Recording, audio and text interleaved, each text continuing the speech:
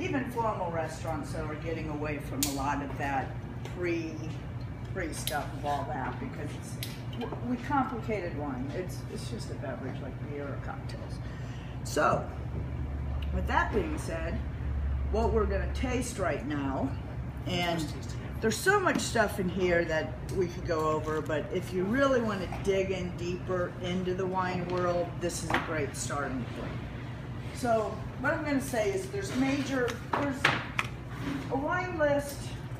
Let's just look at the wine world like this. Wine's made of grapes. Another word for grapes is varietals. The United States, many wines, there's wines made all over the world. They either name them by the grape or by the area.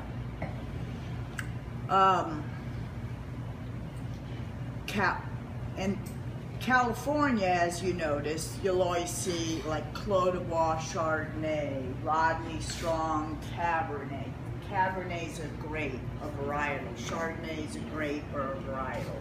So you just have to look at all these grape names. Chardonnay, for whites, they would be Chardonnay, Sauvignon Blanc, Pinot Grigio, and Riesling. Those are the big four. And if you learn those four right now, and they're all four different. Moscato grape too. I don't like and Moscato, but Shiraz is red. So let's just go through the white wine grapes real quickly. And they're all listed in here in depth. But I'm just trying to break it down for you to just grasp the simplicity of it. You really only need to know about 4 or 5 white grapes. So let's talk about them. Chardonnay, Pinot Grigio. Those two are the most popular. If you've been around a while, you probably know Chardonnay used to be the most popular. And wow, everyone's ordering Pinot Grigio now. People change. And those are both somewhat dry, crisp. Chardonnay's a little more tropical fruit. And then you have Sauvignon Blanc, which is way different from both of those. It can be from grassy to grapefruit, real vibrant, I don't like to use the word strong, but bold flavors, really bam, in your mouth. Where Pinot Grigio and Chardonnay, they might be dry and somewhat fruity, but they don't have this explosion of flavor, which you'll notice when we try the Kim Crawford.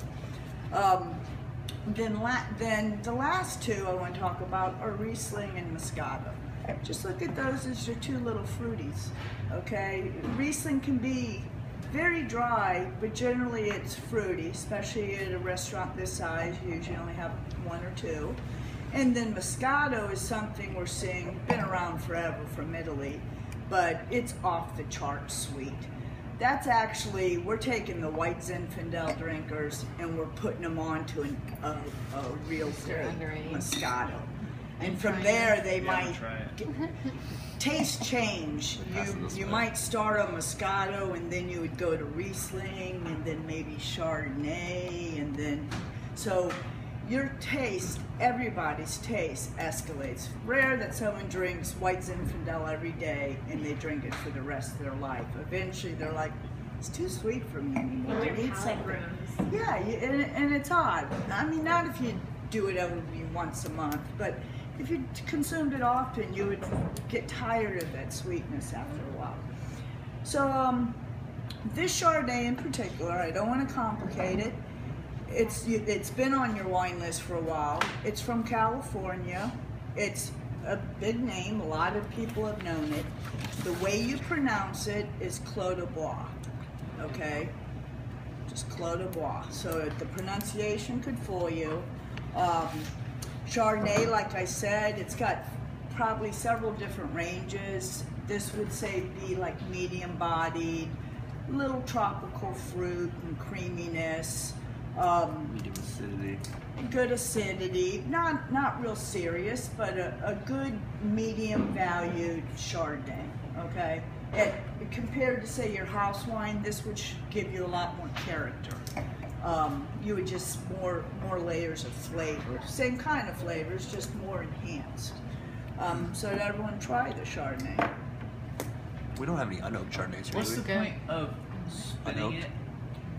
Okay, so that's part of it. You'll see that in there. There's the 4 S's, and that's see. You see the wine to see the color, and to make sure the wine is good. If it was an older red wine, it was brown and rusty, or it was throwing sediment, and it was like, you know, not a 1950 Bordeaux. Something's wrong with this wine. So by seeing it, you can see what it is, or just evaluate it. Oh, it looks medium colored, and you know, blah blah blah. Or you could lose my train of thought. Smell. Oh, see, smell. Thank you. So in smelling, just put in your nose and seeing what it is in the glass. Swirling, really, actually, it's swirling and then smelling. Swirl, smell, and when you swirl, try it. Here, you haven't used this one. I want you to. Oh, you missed. Sorry. No. So, swirl this one or let me do it for you. Swirl it really good. And now smell that, like open your mouth when you smell. Yeah. And now just without swirling, smell that one. You're gonna notice how much more you just got out of this one. Okay, this one was, you know, 5 times enhanced for them. That's why you do it. And then the last S is sipping. Then we sip it. That's 4 S's. Actually, there's 5 or 6 S's. The last one actually is savor. Enjoy it. Oh. What about the legs of wine? Okay, good question. Yeah, People how always they talk grow. about legs. What do legs mean? First of all, legs are. Let me do this. Usually it's the reds, though, It's right? usually the reds. And what legs come from, or what they say, it's when you see wines drip along. I don't know, most servers have had a shot of Grand Marnier before in a glass. It seems to be a 1 or 2 server's times. favorite, yeah. 6. Legs are basically controlled by the sugar and acid balance. And wines that are higher in sugar are going to throw more drips, legs down the glass. So best example is if you put some Grand Marnier in a wine glass and did it, they'd be dripping everywhere, right? This, there's a thing in wine called residual sugar. After the winemaker's done all his business scientifically, how much sugar is actually left in that wine, and that percentage amount is called the residual sugars. And Chardonnay doesn't have a lot of residual sugar. Now, if we did a Moscato, the baby would just, or a rosé. Sauvignon Blanc, maybe not so much.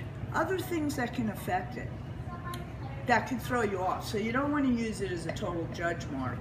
To judge something, it's just something you want to be